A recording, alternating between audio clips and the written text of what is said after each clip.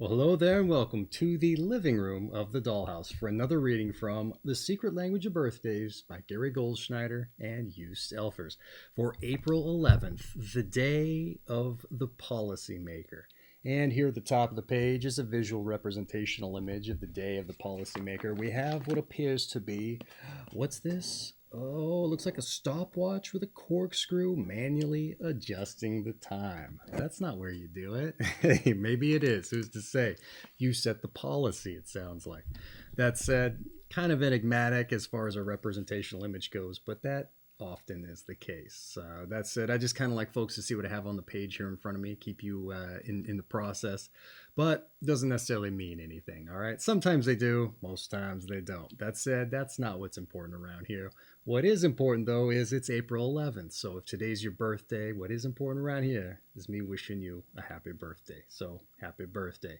But if this video finds you late, as it often might, hey, I just want to say I hope you had a happy birthday. That said, oftentimes other folks like to join us to find out something more about the day or their loved ones or friends. And if that's why you're here, well, I just want to say hello, welcome, and I hope you enjoy yourself.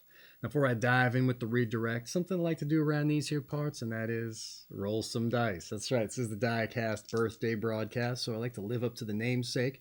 But if you've been here before and you know the story, hey, or you just want to get to the redirect, hey, jump ahead in the chapters. That's why I throw them in there. I'll be here rolling dice because I do so more importantly for synchronicity's sake.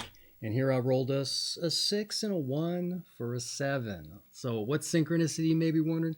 Well, as I often hear it told my friends, the universal powers that be, or the higher powers that be, will oftentimes throw things in our path to help us realize our goals or manifest our aspirations, if you like. But a lot of times we're very singular of focus, or we got the blinders on to what's kind of going on around us outside of what we're pointed ourselves toward. So we might be apt to miss the things the universe is throwing in our path, so to speak. That said, this is a little bit of a experiment to help us start recognizing those things. Maybe start getting on that path we want to be on. But how do we do that? Well, we need some kind of universal sign to help us recognize those things. That's right, your daily numbers. All right, now you don't have to go with the numbers I rolled for you. The intention is there, but if you want to try this out, you might want to get your own set of dice or a pendulum with a like. But how do you use this? Well, simple. You get your daily numbers going so you know what numbers to look for out in the world. Could be your 7 or 16, 61, and anything like that. But you also use these to ascribe directional values to number sets. Say 1 through 3 might be north, 4 through 6 east, whatever you want to set up there. It's this agreement between you and the universe. But you could also do evens and odds for lefts and rights, or yeses and nos. Should I go here? Should I go there? That kind of thing. But once you get this all figured out, find a place to try this out, all right? It could be someplace near and dear to your heart, or just some random place you've never been to before. But once you get there, like I said, if I didn't say it before, get those blinders off and start taking in everything around you. You never know, the day might start to take on a little bit of a theme. Take your pocket watch, your corkscrew. Maybe you just start seeing people opening things with corkscrews more often than you usually would, or in ways that are a little bit harebrained, all right? Or maybe you start seeing pocket watches, all right? Hey, I know that's not exactly what's going to happen, or maybe it is, but you kind of see what I'm getting at here. Those are things that you might not notice every day. Not that it's going to be that, but that's why you got to take everything in, because you might start to see things crop up on you. And it doesn't have to be literal things. It could be a representation of it, all right? Something on an advertisement you pass by. Could be a sticker slapped up on a transformer box or a crosswalk. Who's to say? So, like, I think you get the point. You got to be open to it. But yeah, that's what you do. You get out there, you get your directions going, and you never know. The universe might just start lining up a lot of those things for you. So if you get out there, you see, taste, touch, intuit, any of this, hey, that's the kind of magic I can hope for you on your birthday. And I hope you find it if you try it out. That said, let's get into the birthday read. That's why you're here. I think you get the idea with synchronicity. Your month is April, your day is the 11th, your sign is 20 to 22 degrees Aries of the Aries III period specifically, the first day of it as it happens, and your quality and element is Cardinal fire. All right, April 11th, the day of the policymaker.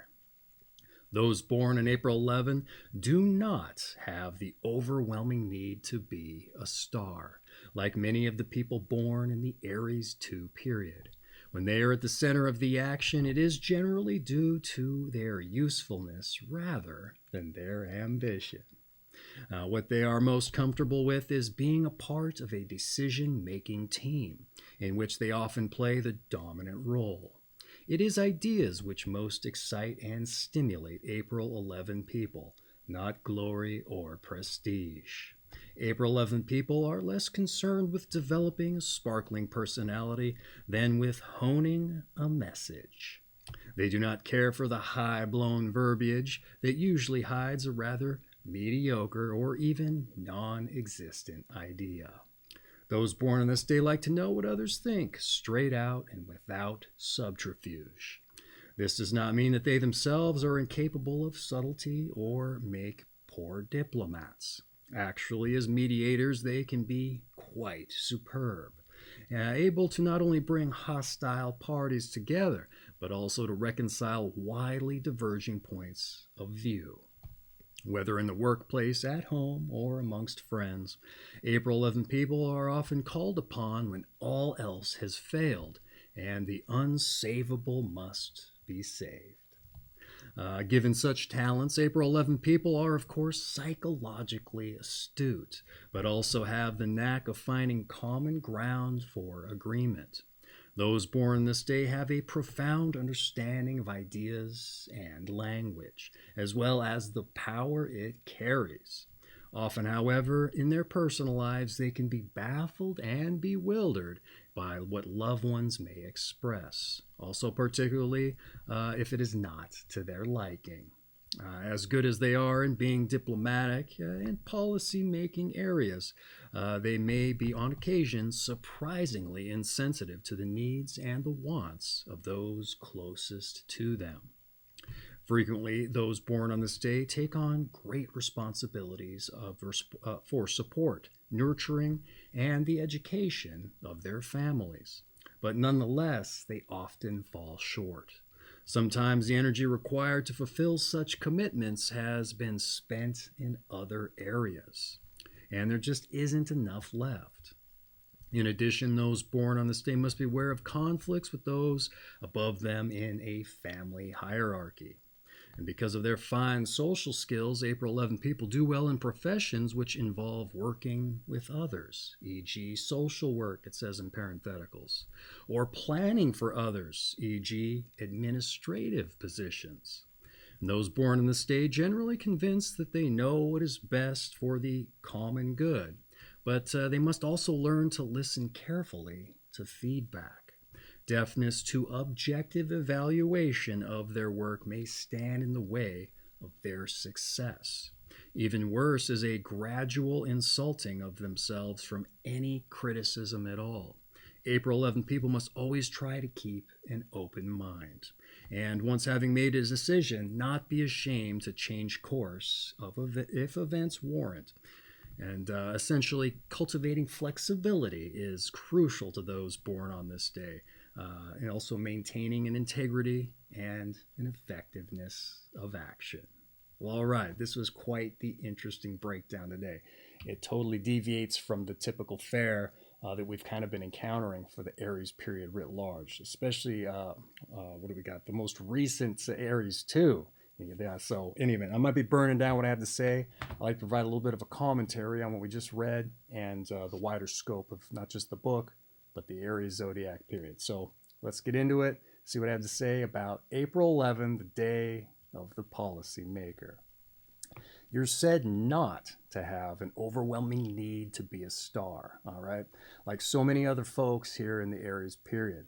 But your usefulness versus ambition is said to be where you're going to be at the center of the action, all right? Which, by my mind, is a healthy dose of realism for other Aries folks, for them to reconcile their success. And the book often focuses on the question of want versus need in this respect, especially when it comes to the breakdown, which factors in to some degree with a lot of those other Aries folks. But when it comes down to it for you, hey, this is the first breakdown I've come across in some time where it seems like that issue, in no small part, may be intrinsically rectified or solved. You naturally overcome that based on just who you are and the things that you do. So that's pretty interesting, and it totally differentiates you from the rest of the period. But I would say this is a huge takeaway, or that a huge takeaway from this is that you're going to get that so-called stardom that the Aries IIs are after by just making yourself useful, doing your natural thing, versus intentionally trying to go after it, at least for its own sake, all right? Which I would argue is more valuable and mature anyway. But much like other folks in recent days, ideas are said to be important to you. They're important to them as well. The pronounced social betterment element mentioned tends to apply to other Aries folks as well. But I would say that you stand out from that group in that respect, especially if the diplomatic mediator aspect does in fact apply. As to the other idea focused so called socialites in the period, they aren't mentioned quite as much and in as much of an emphasized capacity. So it's well within their ability, but it's just not as focused upon. And the star aspect is also a little bit less pretentious than you might assume for these other Aries folks. It does kind of sound like that's all they're chasing after, is this show me attention type thing. But it's a little more nuanced than that, a little more professional. So I just want to make that distinction there. But you do stand out despite all of that, I would say. And when you take all that into account, I was surprised this doesn't seem to translate to personal relationships. You fostering this diplomacy and mediation there. Even though I probably shouldn't be, because that does tend to be the case in a lot of respects. A lot of times we just get too close, too comfortable with those that we're in these intimate relationships with, and so it just kind of goes by the wayside a little bit. So I would just say remember to communicate. All right, hard as that can be, especially if you just don't have enough left in the tank at the end of the day. It might be kind of hard to communicate that or seem like an excuse, but hey, sometimes it's the case. So we just got to kind of make that known. All right. What else do I have here? Oh, also maybe just hearing this aspect of such things help you rectify or start reconciling the issue, or further assessing the dynamic. Am I here otherwise being seen as taking advantage of this situation? Hey, I need to rectify that, show that I'm not. I just haven't had the energy to bring the same amount of energy to it. So you find the time to make the time, if you like. All right. And that was actually mentioned yesterday, interestingly enough, though for different reasons. So, in any event, this is about you. That said, mind that deafness to objective evaluation that seems to creep up a little bit this entire period, and a very common through line. Even if you don't necessarily take such advice, say, you know what, just be mindful of it, I would say. The Aries period writ large has been rife with anomalies. It's kind of nice that this thing kind of dives back into, I don't know, a little bit more of a straightforward type approach, and unique too. A lot of these other Aries birthday entries, very similar, which is really weird, even though there might be these little nuances that change it quite a bit, despite the fact it's all kind of the same. I don't know. It was really hard to write the notes in a lot of cases, but when that one nuance would pop up, I'd make sure to emphasize it. Here for you today, a lot of differences. I didn't see an overwhelming amount of similarities. There were kind of in there between the lines, but we got a very interesting day to be sure. Quite the individual. That said, that's been the breakdown, what I had to say. Let's move on to your numbers and your planets. That's right, let's get into a little bit of astrology if you like. Those born on the 11th day of the month are ruled by the number 2, as 1 plus 1 equals 2, and by the moon. Those ruled by the number 2 are gentle and imaginative by nature. They are capable of lending wise counsel to projects without demanding the ego rewards of being number 1. And as Aries, however, they must beware of Martian influences of anger, hot-headedness, and overconfidence in their character. Emotional instability may also be indicated by this Moon-Mars relationship, and thus the challenge for April 11th people is to be masters of themselves, not of others. Those born on a double day, to say the 11th to the 22nd, may have a special interest in doubles of various kinds, including twins, coincidences, and symmetry. Too bad we didn't get some doubles for the dice, right? Nah, I would have been synchronous, I feel like. That said, that's been the numbers and the planets. Let's see what I had to say about them. pretty interesting day there too, I would say. Let's get into why. Here we go. The number 2 in the moon for a gentle, imaginative nature. Also reflective qualities as mentioned elsewhere in the book in the planetary breakdown. The moon is also said to soften certain influences, so perhaps that's where this moon-Mars instability comes into play. A kind of a conflict, if you like, which do arise sometimes. So if you got a lot of conflict in your life, hey, maybe lean into the Mars and the moon not jiving together. But especially considering Mars with its god of war-like energy, heavily rooted, kind of down-to-earth type of dynamic, and the moon being a little bit more contrary to as much. That might speak to why there's the conflict. That said, if the conflict is manifest, I can certainly rally behind this advice to become a master of yourself, all right? Promote self-awareness. Know when you're going off track or when your aggression or this adventuresome ambition that Mars is also said to possess. See when that comes into play and notice it in yourself. Cultivating self-awareness is a huge through line in the book. And I would say it's here kind of in spits and spatters despite not being directly mentioned. So learning how to see and recognize as much may be the lion's share of that effort, I would say. However, very interesting as of today's conflict was far more pronounced and emphasized versus yesterday's, all right? This is where one of these kind of Aries anomalies pops up. The typical conventions that the book tends to promote or that you start to assume when like a moon day pops up. Well, for Aries, a lot of those things, they've been going contrary to what you might assume. And I've been calling it the Aries anomaly. And I don't know why that's the case, but a lot of the things you might assume with these planetary influences doesn't happen to be the case. Perhaps it's just Mars in there shaking up the dynamic, which is also very interesting because it's usually Uranus that does that kind of thing. But not so with the Aries writ large, apparently.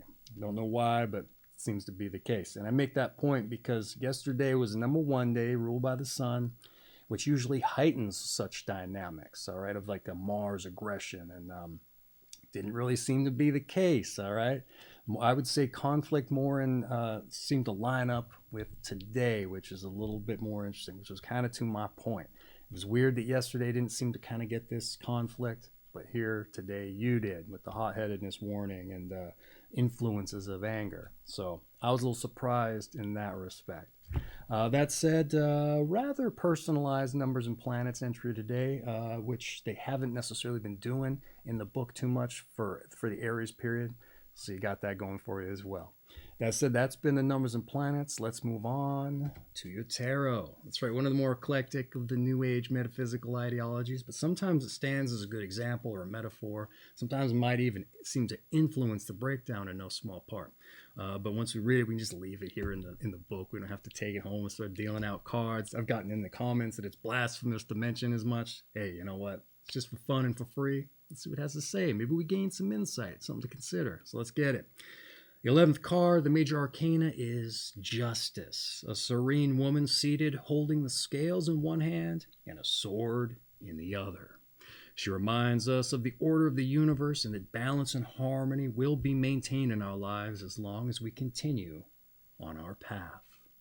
The positive aspects of this card are integrity, fairness, honesty, and discipline.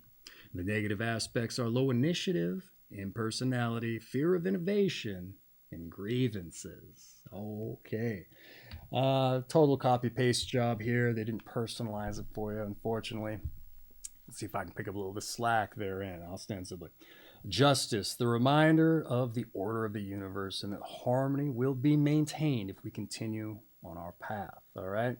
That said, I'd argue this has to be the right path, all right? That's a lot of the focus of the themes of the book writ large, finding our purpose, all right? The path, the one by which all proper adjustments have to be made so that we can prosper. Now, that said, that doesn't mean there isn't necessarily value to be found in the wrong path, all right? There's that experience we get in life that helps take us down the road, get us on to the next thing. So don't ignore that either, all right? Learn what you don't want to do, I would say. Once again, totally boilerplate, non-personalized entry. Might seem hard to relate to today, But I would argue the biggest correlation here would be the idea of taking the path that emphasizes your usefulness versus your ambition. All right. We want to keep bucking the typical Aries convention to not be useful. All right. Versus chasing after that so called fame. Yeah. One of the main things that they would drill down on is become useful and you're going to find that stardom. I know they said that doesn't necessarily an issue that you're concerned with, but hey, it came up so much that it's still great advice, I would argue. Positives of integrity, fairness, etc., while on its face applicable to, maybe dealing with or those that you deal with and oversee. More directly, it could probably be applied to the hard look that you have to take of yourself and how you decide to go forward in life. Moon is that reflective planet. Hey, I would say you have it well within your power to be overly reflective, either on yourself or just situations writ large. What else do we have here? Similar planetary powers, Neptune, and they often get. I'm getting ahead of myself. Here. Take care of yourself and how you decide to go forward in life, and also which path you decide to take. All right, heavily reflective type of thing. Might have burned down the next entry here as I read the wrong sentence there. So be sure to reflect on yourself and your path forward. That's the takeaway, I would say. So decent enough card. It didn't seem to necessarily inform the breakdown, but I think we kind of made it apply. That said, that's been your tarot. Let's move on to your health. All right, here we go. Getting plenty of sleep is very important to people born on April 11th, as it will help them maintain their composure and their calm. In addition, frequent rest periods, whether weekends or extended vacations, are a must. Occupations like teaching, which guarantee such time off, may be attractive to those born on this day.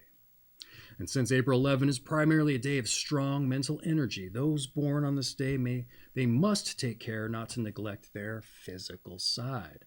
Here in parentheticals, it says regular sex with a loved one is strongly advised. So there's one you can take to the bank. Moderate exercise is recommended for April 11 people, just enough to keep them in shape and invigorate their body. Eating a well-balanced diet also does wonders for stabilizing them. And if weight is not a problem, as many as 3 well-rounded meals a day served at regular hours will be helpful and enjoyable. Healthful, if I didn't enunciate that well enough. All right. What do I have to say about the health? Hey, you got a little bit of a personalization here. Health entries in the Aries period have been a bit of an anomaly, if you haven't picked up on that running theme. They tend to drop out a lot of the particulars that other periods tend to get. So let's get into it here. They said plenty of sleep. I probably mentioned this already. Must be the moon again here, this particular mention. And I say that because Neptune, a similarly powered planet, they often get recommendations for plenty of sleep and dream time. I know sometimes they said as much as 10 hours, which seemed kind of crazy, but hey, there you go. That's their recommendation. They need that in their lives, apparently. So maybe you need a little bit of that as well. Maybe not 10 hours, but you get the point. They made a point that some folks might want to gravitate towards a job that allows them a lot of time off. Needless to say, pretty interesting. Not a typical mention in the health breakdown.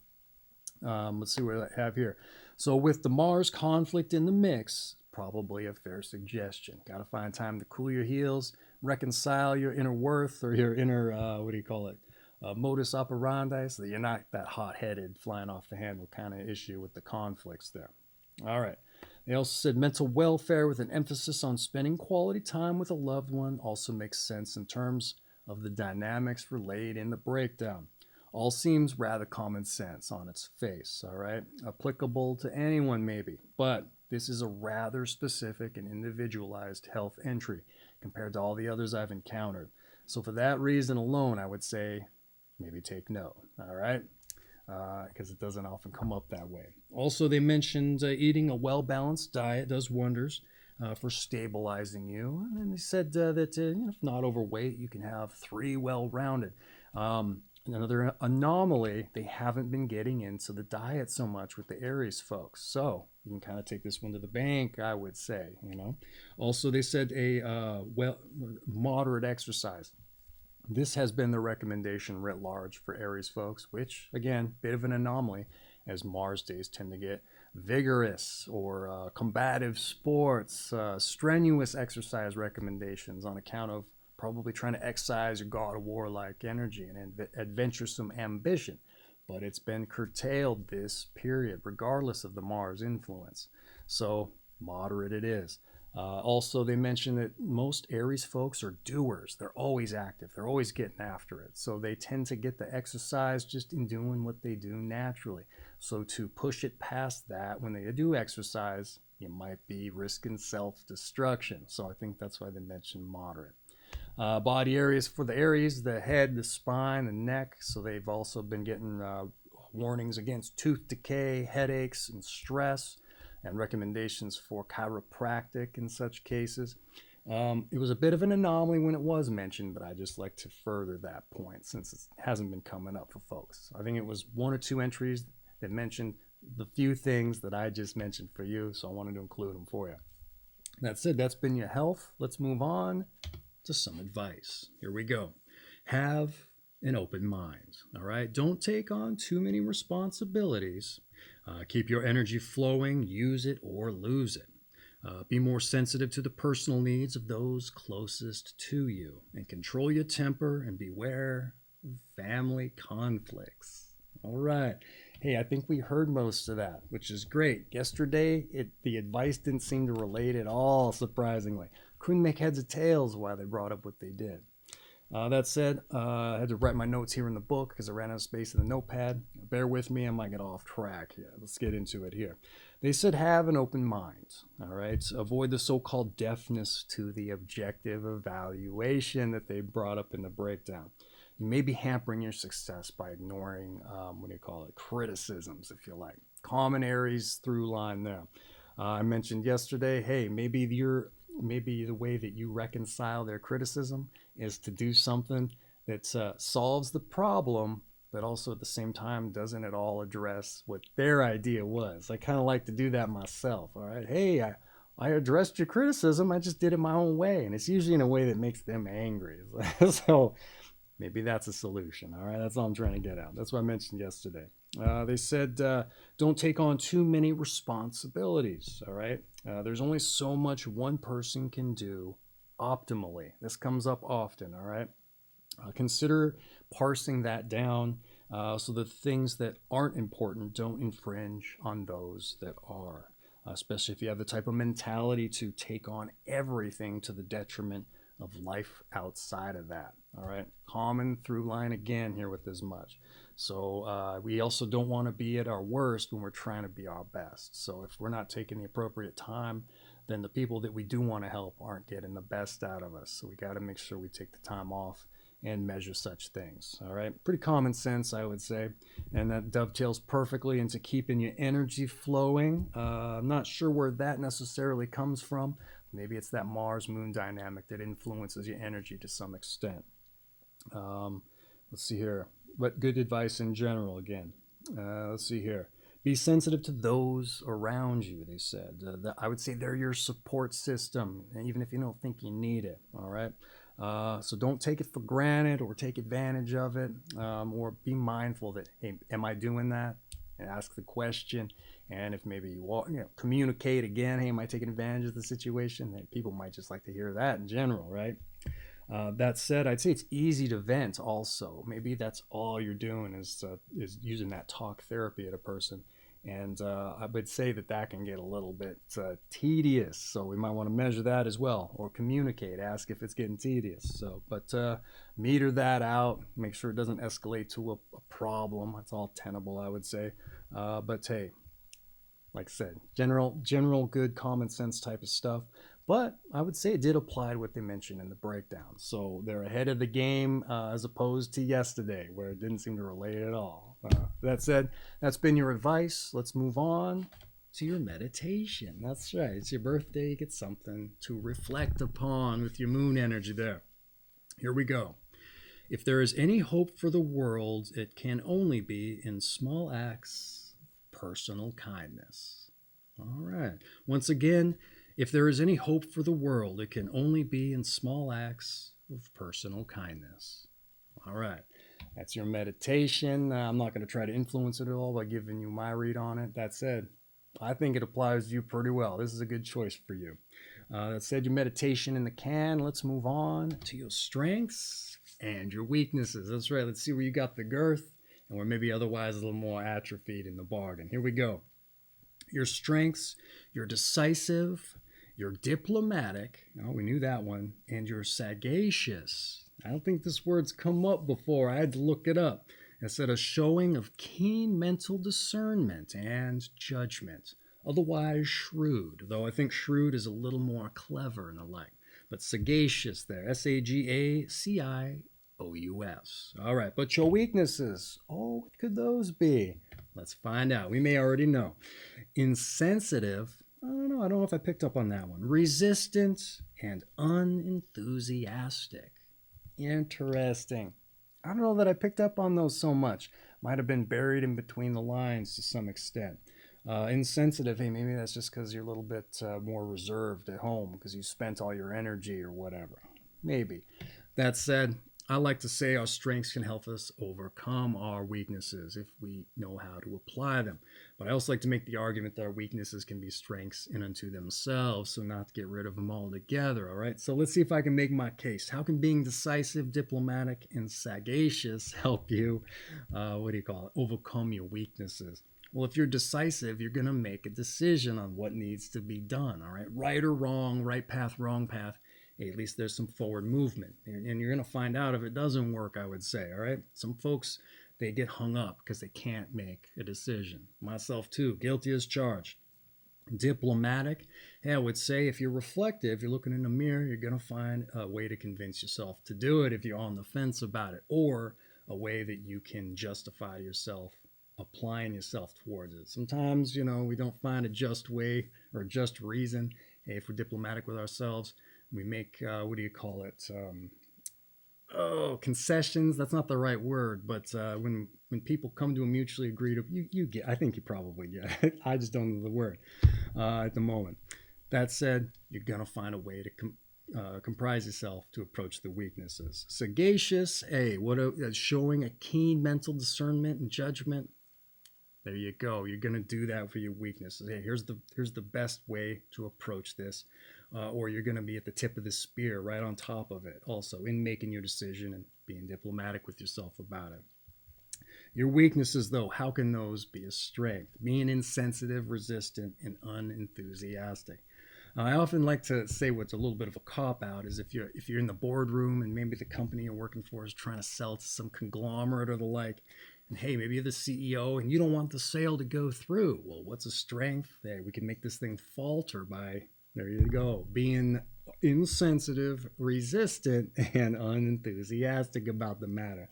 If you're exuding that Mars energy, people are going to be like, well, if he comes with the bargain, we don't want the sale. So there you go. We don't have to, you got away with blowing up the sale with your weaknesses by using them as a strength.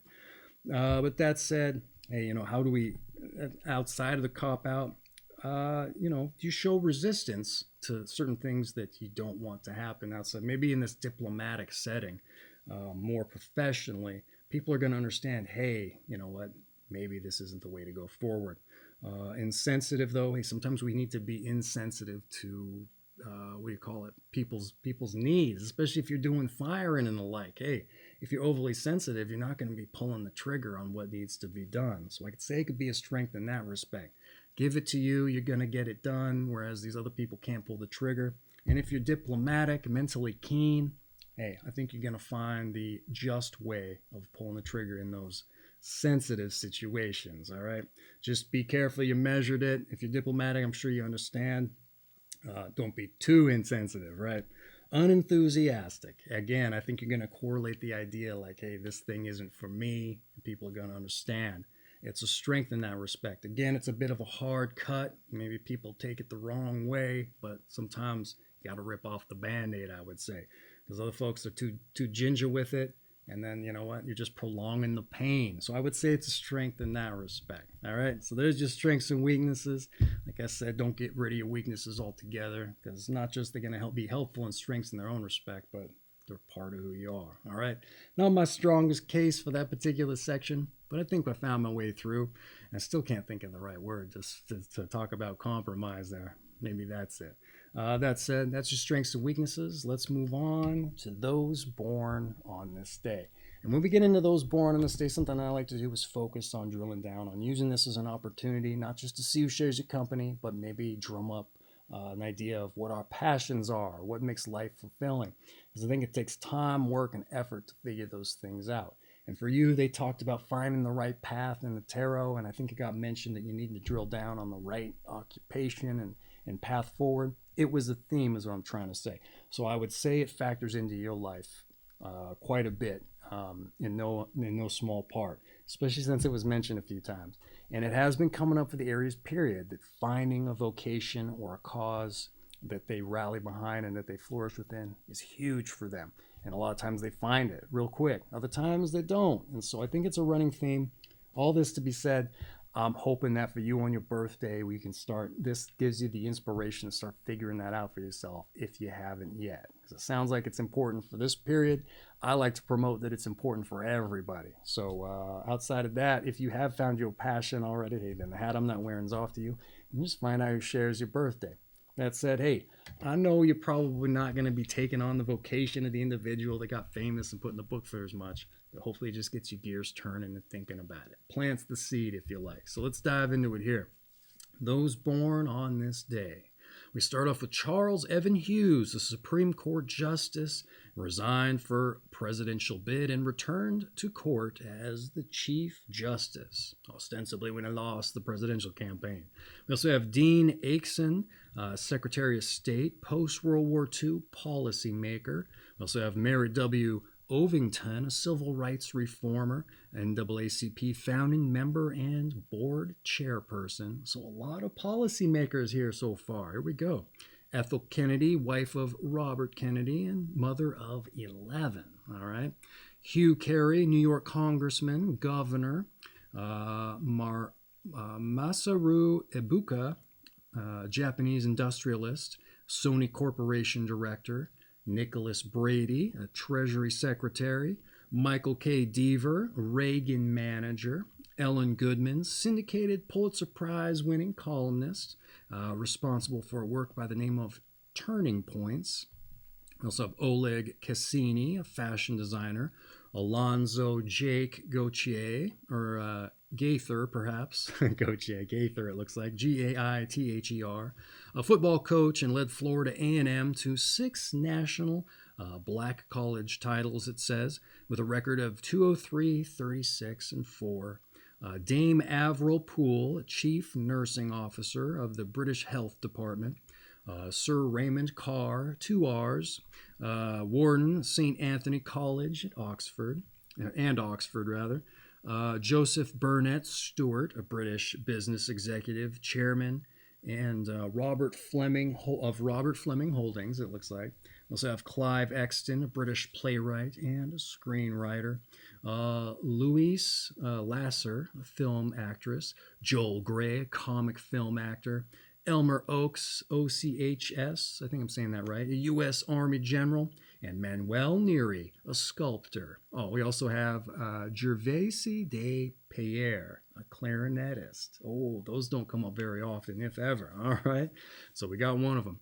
That said, not a lot of names I recognize, so I'd say the field of play is rife for you to make your own mark as a policymaker, even though the book's already been written. But hey, you know what? Assume it hasn't, and you need to make your mark, if that is something important to you. That said, as we mentioned with the other Aries folks, just be useful and you're apt to find it. Don't go chasing it for its own sake. That said, hopefully that helped you get the wheels turning if you haven't found your appropriate path as of yet. But just remember, even the wrong path, there's value in going down. All right, find out what you don't want to do.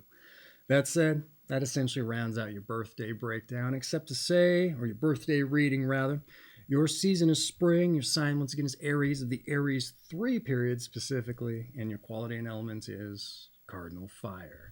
And this has been April 11th, the day of the policymaker. From The Secret Language of Birthdays by Gary Goldschneider and Hugh Stelfers. I have an affiliate link for this book down in the description, right above a personal message I like to put together for the birthday boys and girls. Go check out either of those if you're interested. Hey, this book makes an excellent, icebreaker, considering its girth, but also the subject matter for a party or if you're holding court with folks, all right? Hey, let this do the lion's share of the lifting. You're trying to be diplomatic. Get the conversation started, for better or for worse. Let people get to know each other, all right? You got to be making deals and mediating such things. Maybe getting the family involved in whatever. Hey, you get the point. I don't know. Give it a try. Who's to say if you're interested? That said, book having been gone over, not altogether all too important. Not when it's somebody's birthday. So once again, if it was your birthday, I just want to say happy birthday, all right? You heard it here. Happy birthday. But for everybody else who joined us, hey, I just want to say, hope you enjoyed yourselves, took something of note, of interest from as much, learning about this individual you dropped in to celebrate the birthday of, and I hope to see you on your birthday, all right? So, like I said, keep finding or keep chasing after and hopefully find that right path, all right? But once again, even the wrong path's got its value, all right? Keep an even keel. Don't let that Mars energy get away from you. Lean into the moon reflective nature there. And don't let your weaknesses go altogether. That's right. You got to use them sometimes, I would say. That said, once again, happy birthday. Take care of yourselves.